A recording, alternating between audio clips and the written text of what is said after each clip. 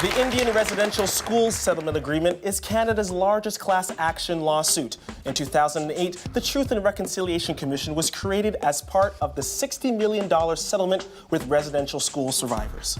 The TRC has a mandate, among other things, to create a final record documenting the Indian residential school legacy. Dr. Marie Wilson is a commissioner for the Truth and Reconciliation Commission of Canada. Let's welcome her to Context. Dr. Wilson, the final National Truth and Reconciliation Commission hearing was in Edmonton, and the TRC has had previous national events, some in Winnipeg, Halifax, Saskatoon. But my question to you is, why is it important that these hearings happened?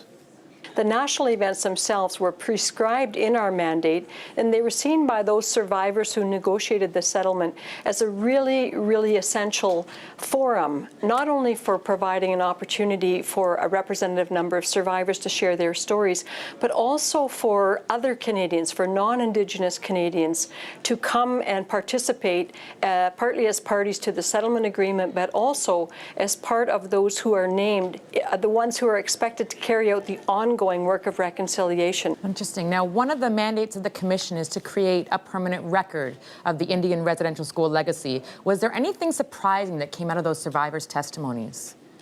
Well, I think in a way everything was surprising. I think, a certain number of Canadians were aware or became aware that there were residential schools. But, we've had former prime ministers, former ministers of Indian Affairs, former auditors general come forward and say, we're well-informed people. We've had access to a lot of information.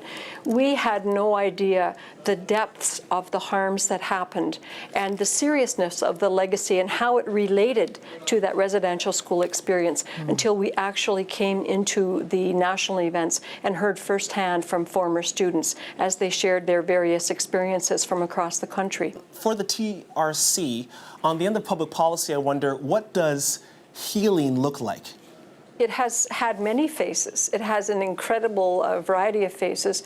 One of the most profound, I think, for me, is to have former students talk about their own personal healing. As someone said here 2 days ago, for me, reconciliation began inside my own heart, starting to realize that I have the right to be happy, that I have the right to reclaim my own identity, and that I have a right to know who I am, who I belong to, and where I come from, and that too is a worthy and sacred identity, just as worthy as any other identity in this country. So that's been huge. We've seen tremendous healing in the relationships within families as parents or grandparents have talked to their children or grandchildren, sometimes in profound words of apology for the ways in which they were not able to raise them and to parent them because of the experiences they've had while they were being raised up as little children.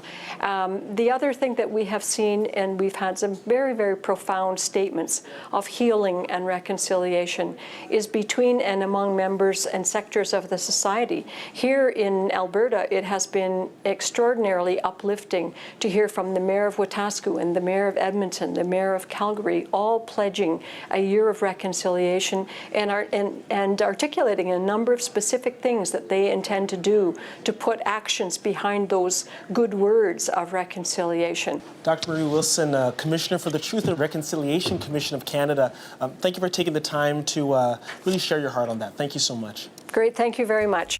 Now it's time to hear more from those of you watching at home and give you another chance to win the Lorna's Books pick, When Justice is the Measure, co-written by Context's own Christine McMillan. Now, our question for you is this. Do you feel Canada's Truth and Reconciliation Commission is working? Do you think it's bringing us closer to that peace we've been describing? Contact us by one of the media you see on your screen. We'd love to hear from you. Coming up, how faith could be that last ingredient necessary to bring healing and reconciliation. That and more next. But first, we're honored to have Travel Vision dance with us, and in the audience we have Naomi Martin here to tell us more about what you at home are going to see. The hoop dance is a storytelling dance. Kristen is going to be telling you stories with her hoops, and she wants you to use your imagination to figure out what she's going to show you.